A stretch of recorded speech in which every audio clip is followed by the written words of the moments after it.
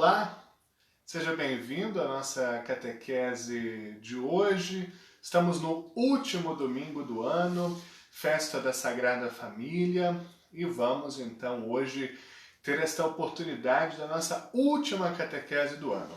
Uma catequese super especial que eu preparei com um carinho todo particular para nós concluirmos 2020. Vamos começar então, claro, rezando e depois lendo a palavra de Deus. Em nome do Pai, do Filho e do Espírito Santo. Amém. Pai nosso que estais nos céus, santificado seja o vosso nome. Venha a nós o vosso reino, seja feita a vossa vontade, assim na terra como no céu. O pão nosso de cada dia nos dai hoje, perdoai as nossas ofensas, assim como nós perdoamos a quem nos tem ofendido. E não nos deixeis cair em tentação, mas livrai-nos do mal. Amém. Ave Maria, cheia de graça, o Senhor é convosco, bendita sois vós entre as mulheres, e bendito é o fruto do vosso ventre, Jesus. Santa Maria, Mãe de Deus, rogai por nós, pecadores, agora e na hora de nossa morte. Amém. Vinde, Espírito Santo, enchei os corações dos vossos fiéis, e acendei neles o fogo do vosso amor. Enviai o vosso Espírito, e tudo será criado, e renovareis a face da terra. Oremos.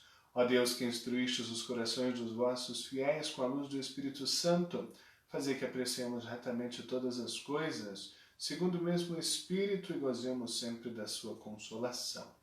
Por Cristo Senhor nosso. Amém. Em nome do Pai, do Filho e do Espírito Santo. Amém.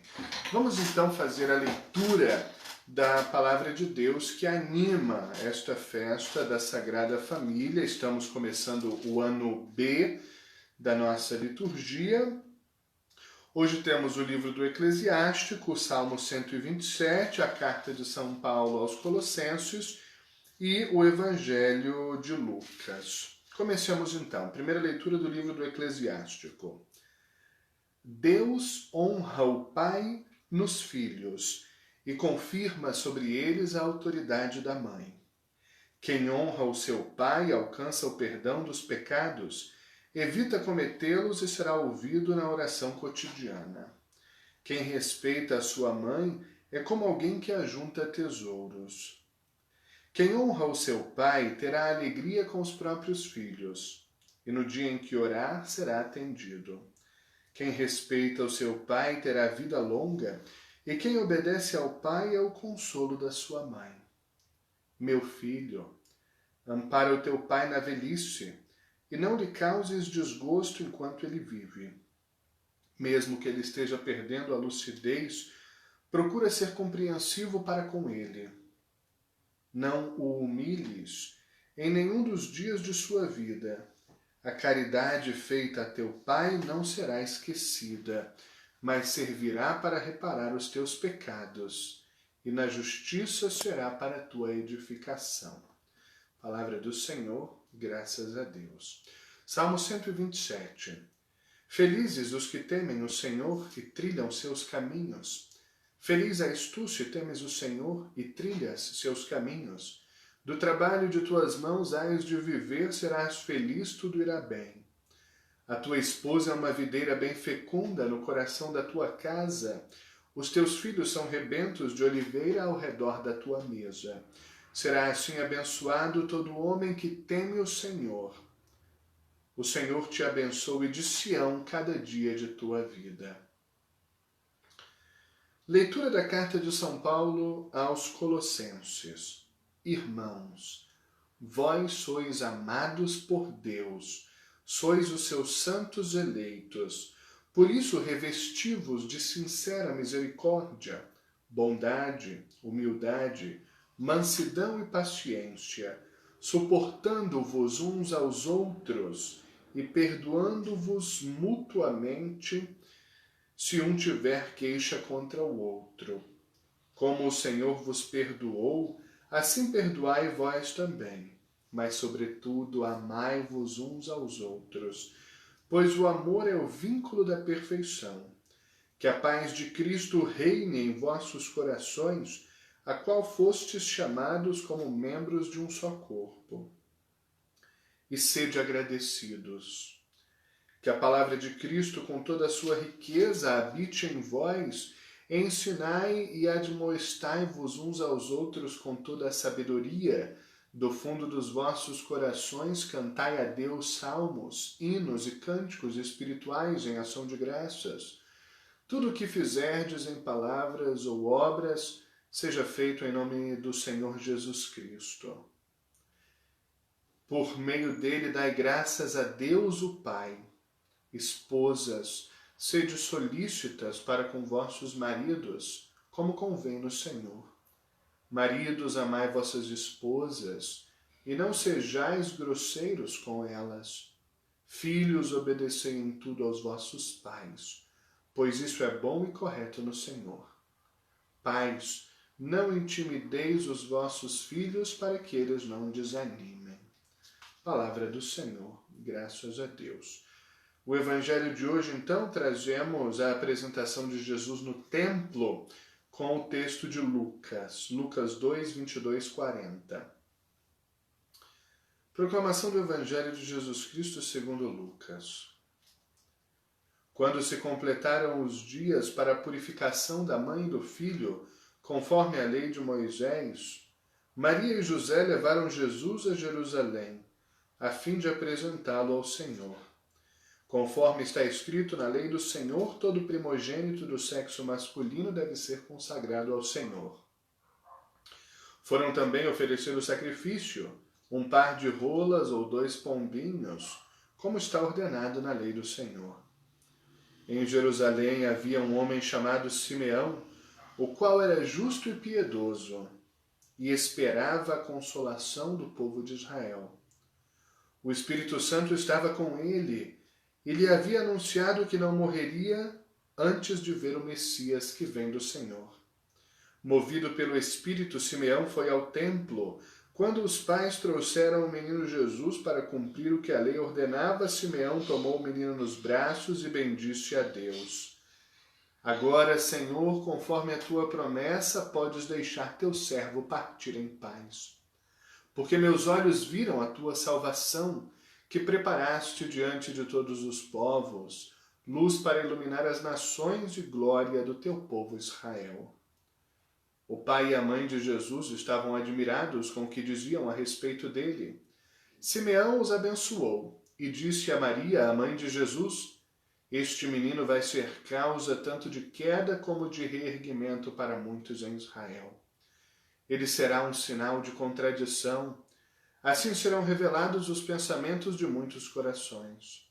Quanto a ti, uma espada te traspassará a alma. Havia também uma profetisa chamada Ana, filha de Fanuel, da tribo de Aser. Era de idade muito avançada. Quando jovem, tinha sido casada e vivera 7 anos com o marido. Depois ficara viúva e agora já estava com 84 anos. Não saía do templo, dia e noite servindo a Deus com jejuns e orações. Ana chegou nesse momento e pôs-se a louvar a Deus e a falar do menino a todos os que esperavam a libertação de Jerusalém. Depois de cumprirem tudo conforme a lei do Senhor, voltaram a Galiléia para Nazaré, sua cidade. O menino crescia e tornava-se forte, cheio de sabedoria, e a graça de Deus estava com ele. Palavra da salvação, glória a vós, Senhor. Querido irmão, querida irmã, chegamos então ao último domingo deste ano de 2020, um ano tão diferente, tão duro, tão complexo. E ao final deste ano tão duro e desafiador, que nos questionou sobre as bases da nossa existência, a palavra de Deus nos coloca diante de uma realidade: a família. De todas as lições que a Bíblia poderia nos oferecer como conclusão do ano, Deus mesmo providenciou que não fosse um discurso forte de Jesus, uma cura extraordinária, um sinal vistoso que superasse a lógica da natureza.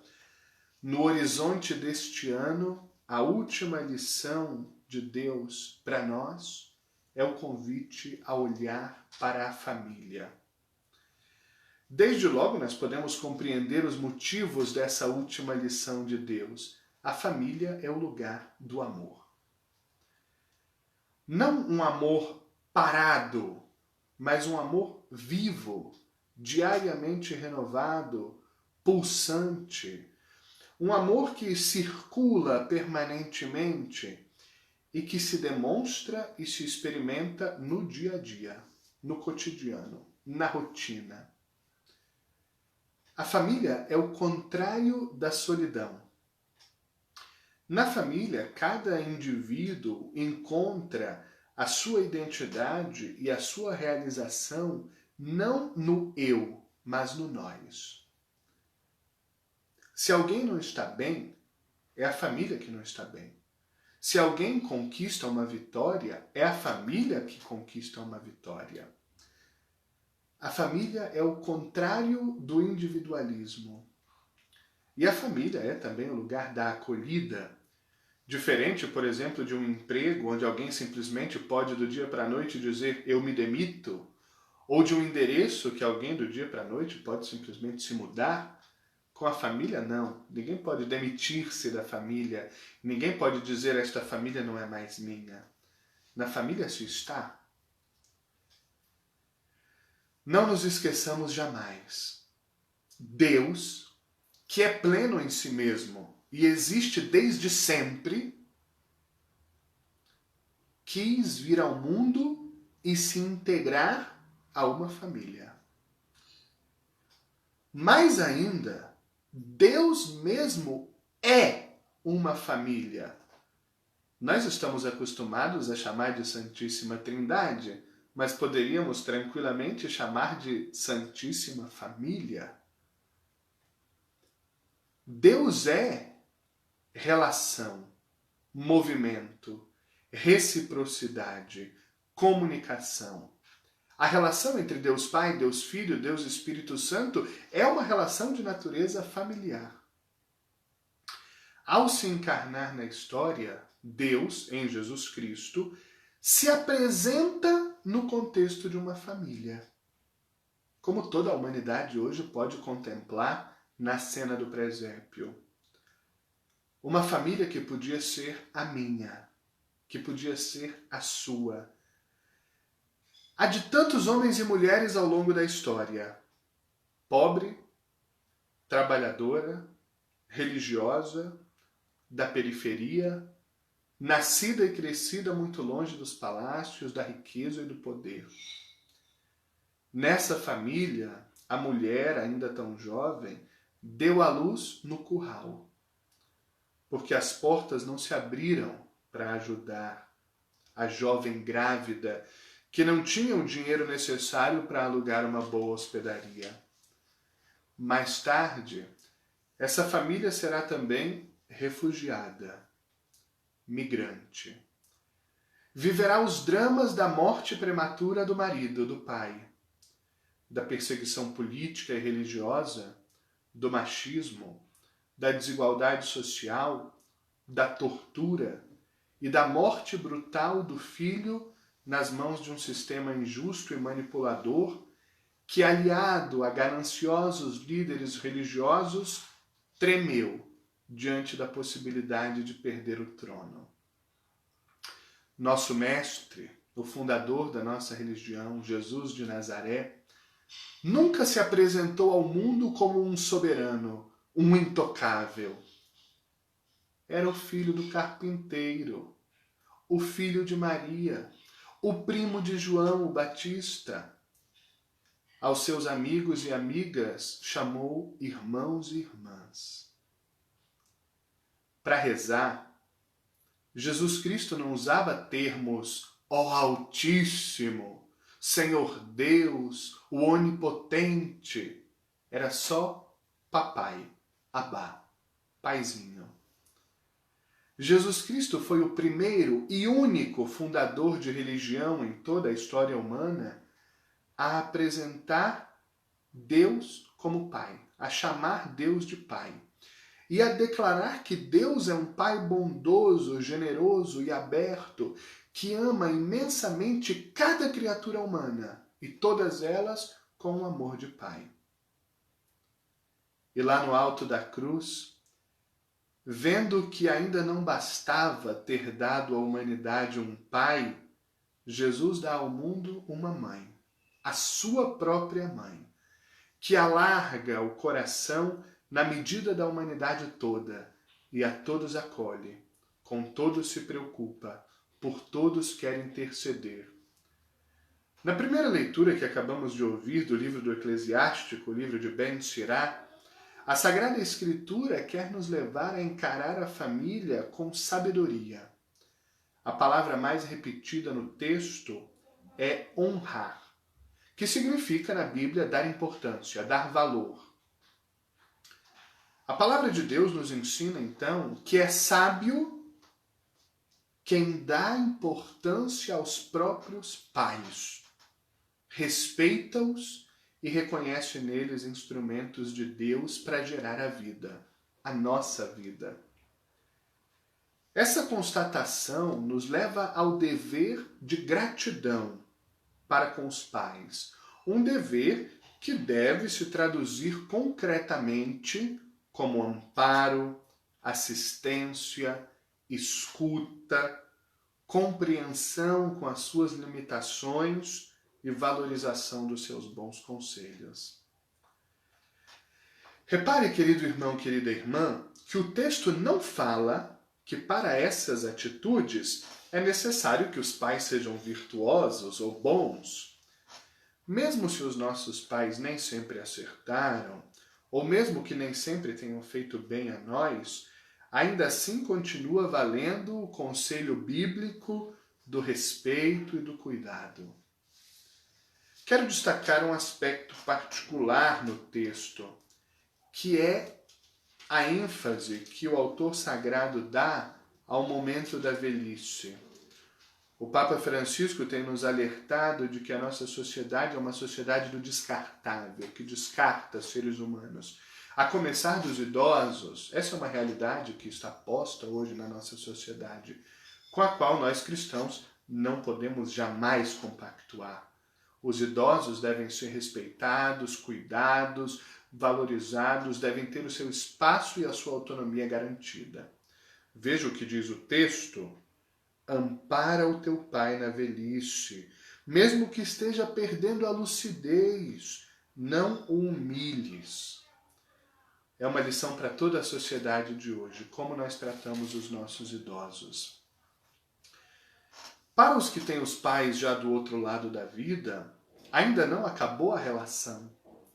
É muito importante honrá-los com a memória, e especialmente com a oração, para que eles estejam felizes e acolhidos pelo Senhor no paraíso. Recordar nesses casos só o positivo e agradecer por esse positivo.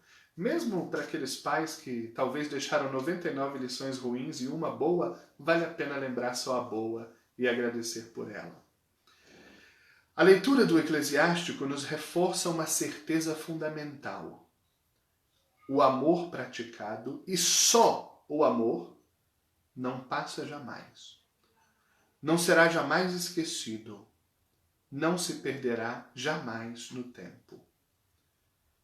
Mais ainda, o amor, só o amor, é capaz de apagar até os pecados. Esse sim, Deus os esquece. Esse sim se perde no tempo. O amor nunca. O salmista, no Salmo 127, que meditamos há pouco, enfatiza que será abençoada toda pessoa que respeita Deus e nele confia. Mesmo em meio às dificuldades de tantas naturezas, quem confia tudo ao Senhor irá bem, não se perderá e colherá os frutos da sua fé, praticada, provada e confirmada na vida. A segunda leitura traz a carta de São Paulo a uma cidade chamada Colossas, a uma comunidade cristã de Colossas, que na época ficava no reino da Frígia, hoje é território da Turquia. São Paulo traça um verdadeiro programa de vida, eu diria.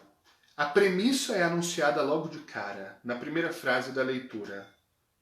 Vós sois amados por Deus. Deus nos ama, essa é a verdade fundamental da existência.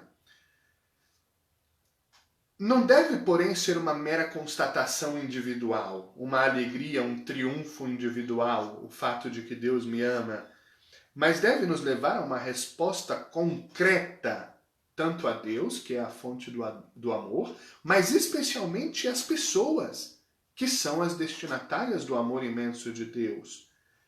O fato de sermos imensamente amados por Deus deve fazer de nós pessoas misericordiosas, abertas ao perdão, bondosas, humildes, mansas. O Senhor nos convida a sermos cristãos autênticos, o que significa ter paciência com o outro e auxiliar o outro no que nós pudermos. Deus nos perdoa infinitas vezes, somos nós chamados também a perdoar. E o principal de tudo, da vida, dos atos, dos planos, dos sonhos, da religião, das relações todas, o amor.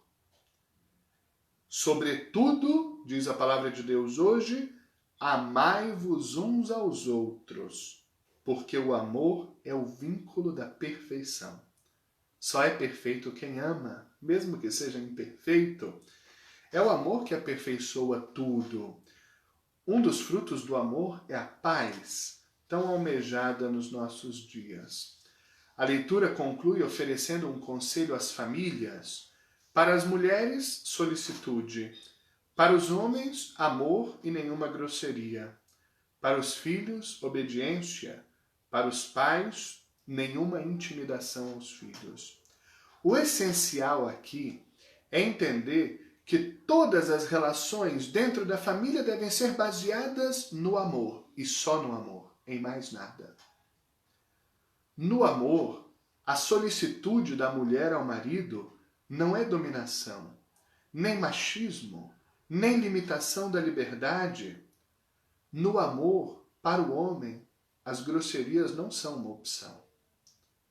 No amor, a obediência dos filhos aos pais não é humilhação, mas carinho e crescimento.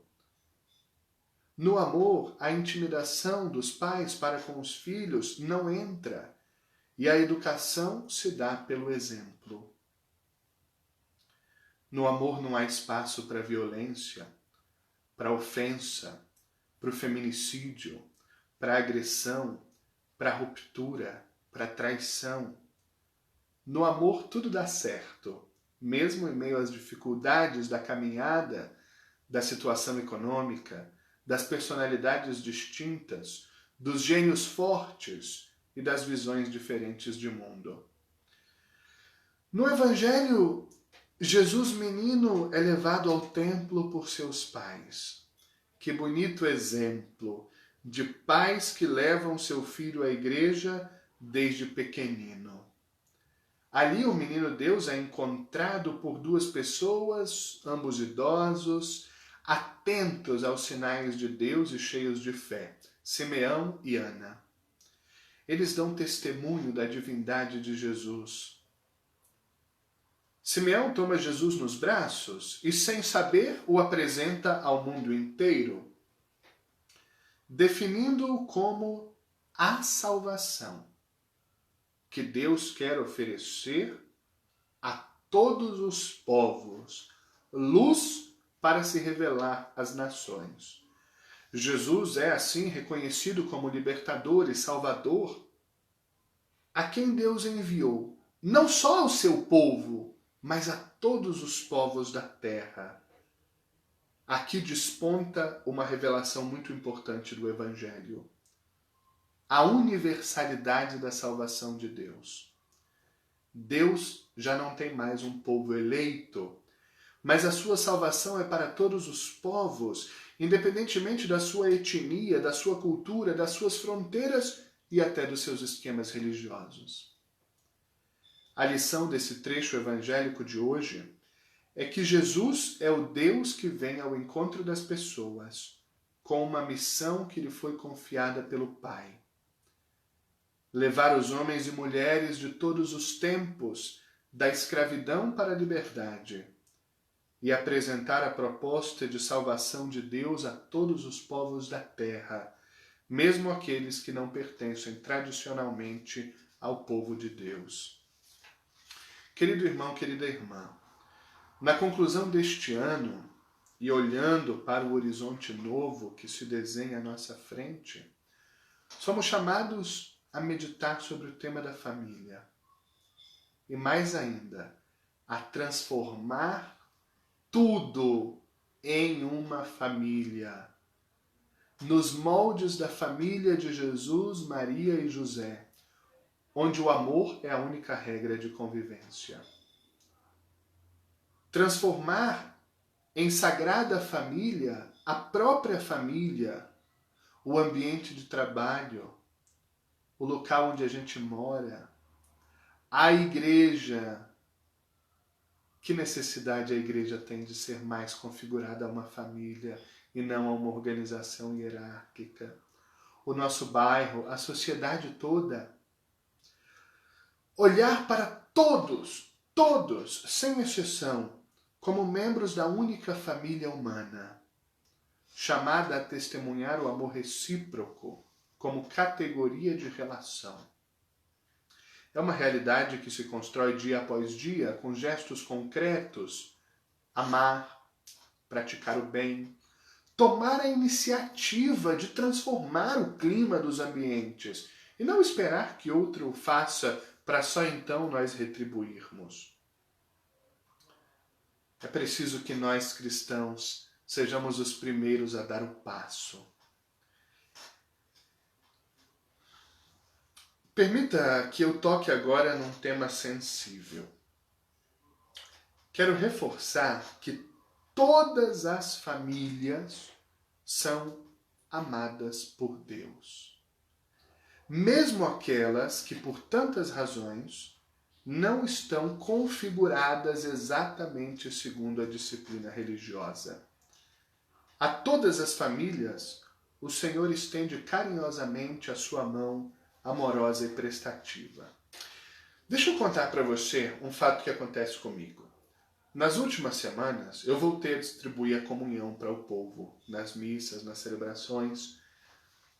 E aqui na comunidade onde eu normalmente participo das celebrações, a comunhão é dada no próprio banco. Então eu desço do presbitério, vou caminhando entre os bancos e distribuindo a comunhão ao povo. Já desde a primeira celebração, depois que as autoridades permitiram que a gente voltasse a se encontrar, então veja, era um momento ainda super sensível da pandemia, pouquíssima gente na igreja, eu fui andando entre os corredores e distribuindo a comunhão e eu vi que diversas pessoas não comungaram, especialmente casais. Aquela cena me marcou muito, me impactou muito. Não porque aquelas pessoas não comungaram sacramentalmente, mas aquelas pessoas me converteram. Eu fiquei impactado com aquele exemplo. Pessoas que se arriscaram no auge de uma pandemia, assumiram os riscos de adoecer e talvez até de morrer, para ir até a igreja, celebrar o culto a Deus com a comunidade cristã, mesmo sem poder comungar sacramentalmente. Essas pessoas me deram um testemunho do valor da Eucaristia maior do que aquelas que comungaram.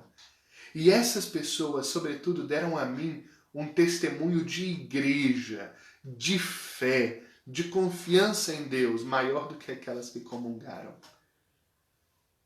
Porque essas pessoas descobriram que o mais importante, sobretudo se a vida não caminhou como a gente sonhava, é continuar a crer. É não mudar de estrada, mas perseverar na estrada correta do Senhor. E eu quero dizer hoje, especialmente para essas pessoas que não podem comungar sacramentalmente por suas situações familiares, que Deus os ama imensamente. Que Deus não deixou de amá-los por conta de novas configurações familiares. E eu quero deixar muito claro na catequese de hoje. Nós, igreja, precisamos continuar defendendo os nossos valores. O casamento indissolúvel, a força da família, a impossibilidade de acesso aos sacramentos em situações que não se configuram à disciplina evangélica, mas isso é um aspecto. Outro aspecto muito diferente é como Deus trata as pessoas e como Deus vai julgar cada um. Só Ele sabe. Vai ter gente divorciada no céu? É claro que vai. Vai ter gente que casou de novo no céu? É claro que vai. Vai ter gente que não se uniu nem mesmo a alguém do sexo biológico diferente no céu? É claro que vai. Deus não afasta o seu amor de nenhum dos seus filhos e filhas, especialmente diante dos fracassos aos quais nós estamos sujeitos na vida e diante das escolhas de recomeçar, mesmo não exatamente naquilo que a nossa disciplina religiosa sugere. Então eu quero que você, independentemente da sua configuração de família, deite a sua cabeça no travesseiro hoje quando você for dormir, com a certeza de que Deus te ama e de que Deus derrama a sua bênção sobre todas as famílias. Chegamos ao último domingo do ano que trouxe dores e desafios novos, impensáveis até então. Um grande sofrimento se abateu na humanidade. Mortos, doentes, famílias enlutadas, empregos perdidos, empresas quebradas, impactos sérios sobre as pessoas, as famílias e a sociedade mesma. Sobram perguntas, faltam respostas. A gente não sabe de onde veio o vírus, por que agora, quanto tempo vai ficar, que vacina funciona, quando a vida vai voltar ao normal. E nos custa enxergar algum aspecto positivo no que está acontecendo. Mais do que nos perguntar por que veio o coronavírus, por que Deus permitiu que essa tragédia se abatesse sobre a humanidade, vale a pena tentar entender o que nós podemos aprender com a pandemia e ainda buscar perceber as graças que Deus derrama sobre nós neste período. Na verdade, o mais forte de tudo é perceber que Deus não nos abandona, não nos deixa sós. Ele nos acompanha em nossa dor, sofre conosco, enxuga as nossas lágrimas, redobra as nossas forças e nos sustenta no seu amor. Ele não cessa de se revelar a nós e de nos levar à esperança e à alegria. Se tivermos fé e alimentarmos a nossa vida espiritual, seremos capazes de sentir a presença de Deus e colher os frutos do seu amor por nós e da sua constante presença em nossa vida. Repare, querido irmão, querida irmã, que tudo mudou em 2020. As máscaras, que antes eram vilãs, serviam para encobrir o verdadeiro rosto, agora se tornaram uma obrigação. O álcool em gel, elemento quase exclusivo dos hospitais, agora é item obrigatório, como as chaves de casa, como a carteira, como os documentos. O álcool em gel está nas casas, nos ambientes de trabalho, nas igrejas, no bolso e na bolsa. Até agora, até antes da pandemia, o que a gente mais queria era ver a igreja cheia e a casa cheia. Depois dela, a igreja ficou vazia e em casa a gente até pede para a família e para os amigos não virem. Antes, tudo que a gente dizia era que os idosos precisavam ser visitados o tempo todo, abraçados e beijados. Agora ninguém pode mais ir ao encontro dos idosos, muito menos tocar neles, abraçá-los e beijá-los. Antes a gente marcava encontros e encontros para estarmos juntos. Agora é cada um na sua própria casa, o mais longe possível. Mudou tudo. Encontrar-se não é mais proteção. Abraçar-se não é mais carinho. Ao contrário, agora amar é ficar mesmo longe. Não tem quem não tenha ficado confuso neste período. A pandemia intensificou a pobreza, escancarou a fragilidade da nossa cultura, da nossa sociedade, da nossa organização civilizatória. Trouxe luto, perdas e sofrimentos enormes. Mas esse não é o foco da minha catequese de hoje. O foco é dizer, são numerosos também os sinais de esperança que evidenciam as graças que Deus derramou sobre nós, misturadas às lágrimas da pandemia.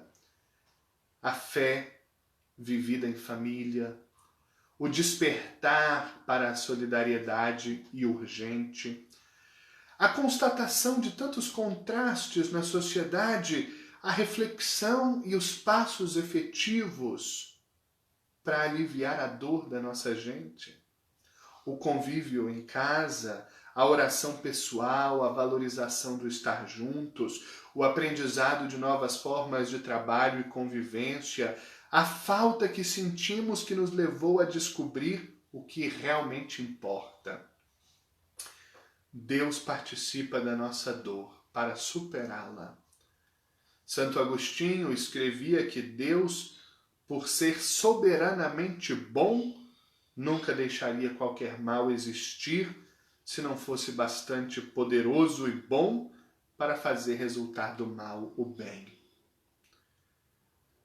Diante das novidades e incertezas deste tempo e também do futuro, espontaneamente surge a dúvida: o que virá daqui para frente? Tudo será diferente, é a frase que as pessoas mais repetem por aí. O Papa Francisco, entrando no diálogo sobre o para frente, a nova etapa na qual o planeta se encontrará, afirmou: das grandes provas da humanidade, entre elas a pandemia, ou se sai melhor ou se sai pior. Não se sai da mesma forma. E o Papa lançou uma pergunta a queima-roupa, que agora se dirige a nós. Como você quer sair? Melhor ou pior? Fomos repentinamente lançados contra a nossa própria fragilidade. E então nos percebemos fortes. Nos descobrimos mais fortes. Não que as cicatrizes não estejam aí, nos pulmões de quem foi infectado ou no coração de quem teve que se despedir de alguém que amava, no bolso de quem perdeu seu ganha-pão. Mas a gente descobriu uma capacidade extraordinária de se reinventar, de encontrar novos caminhos, jeitos, habilidades, de superar as dificuldades que se fizeram presentes. Nós agora sabemos, se ainda não tínhamos nos dado conta, que o poder de vencer as mais duras adversidades e continuar a seguir em frente está tão entranhado em nós que nem podemos medir a força que temos. Ainda mais se a gente anda com fé. Uma pesquisa de uma das maiores empresas de línguas do mundo apontou que a palavra mais falada em 2020 foi lockdown, seguida de coronavírus e, em terceiro lugar, pandemia. Eu não tenho uma empresa de pesquisa nem de línguas, mas ouso discordar. A palavra mais usada em 2020, como em todos os tempos, certamente foi Deus. Deus. E continuará a ser, já que a descoberta de Deus é e sempre será a grande busca do ser humano. Vai com Deus. Foi o que a gente disse aos muitos irmãos e irmãs que nos deixaram por conta da doença.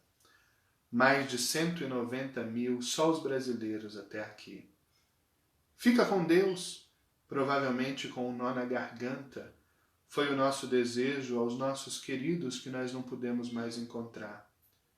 Se Deus quiser, vai chegar a vacina, este tempo vai passar, a gente vai se ver de novo.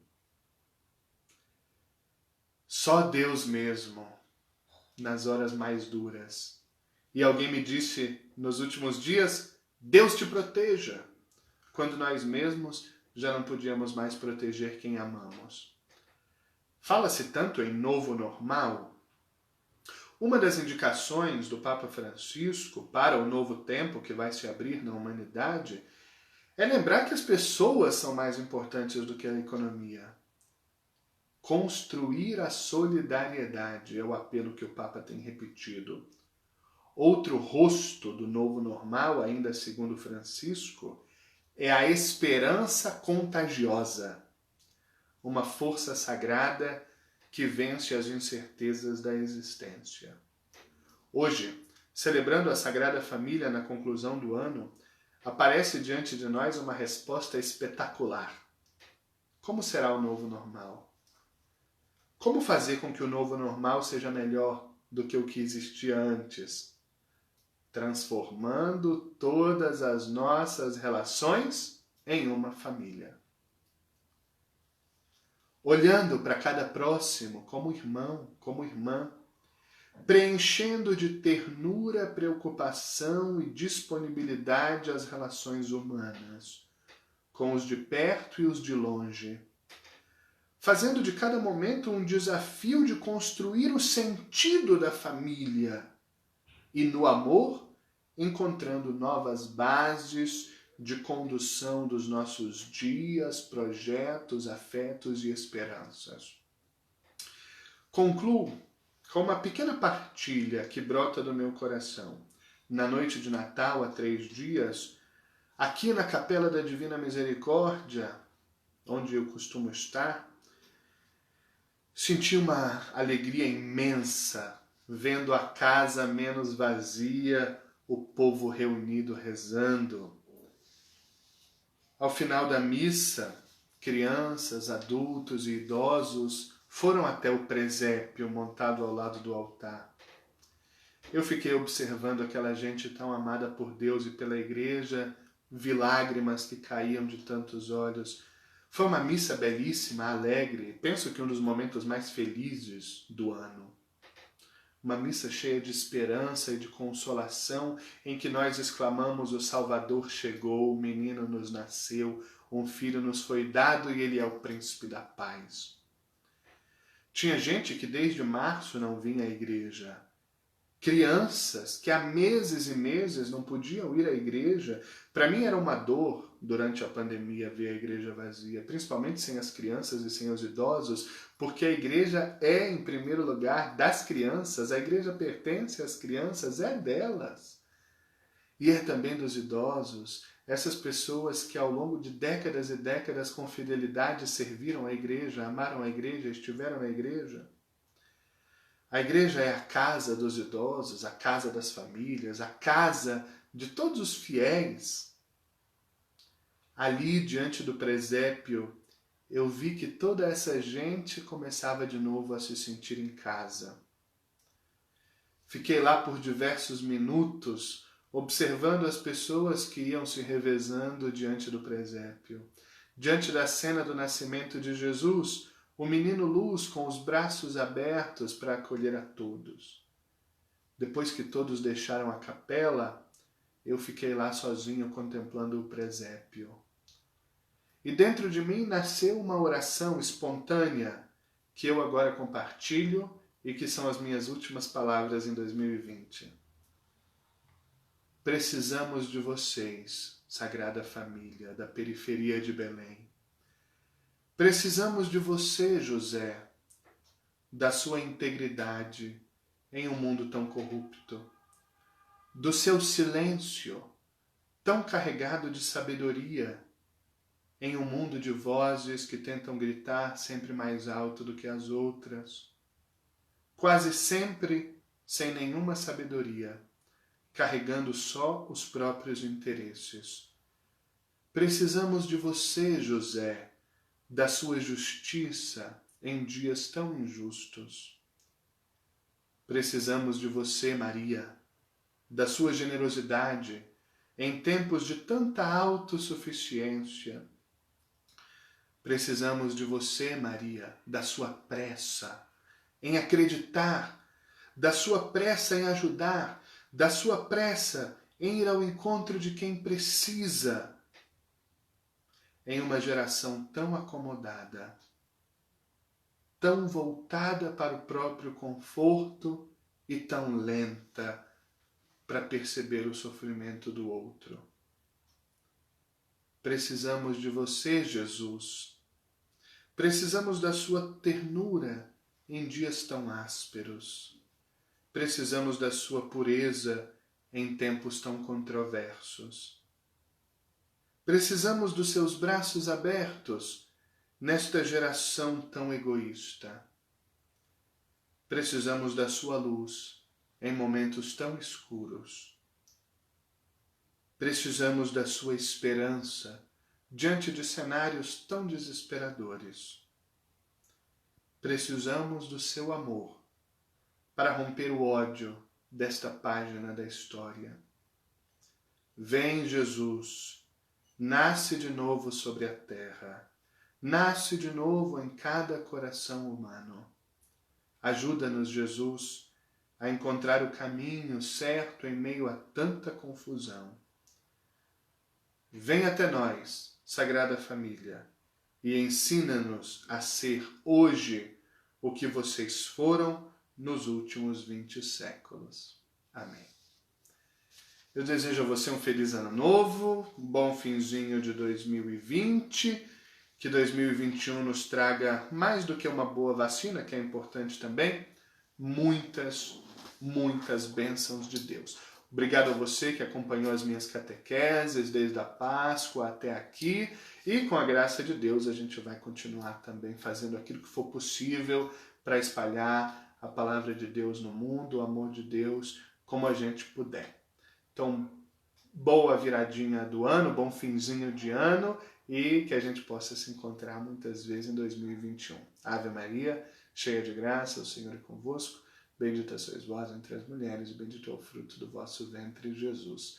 Santa Maria, Mãe de Deus, rogai por nós, pecadores, agora e na hora de nossa morte. Amém. Que nos anime aquele refrão: abençoa, Senhor, as famílias. Amém. Abençoa, Senhor, a minha também. Em nome do Pai, do Filho e do Espírito Santo. Amém. Tchau. Feliz 2021.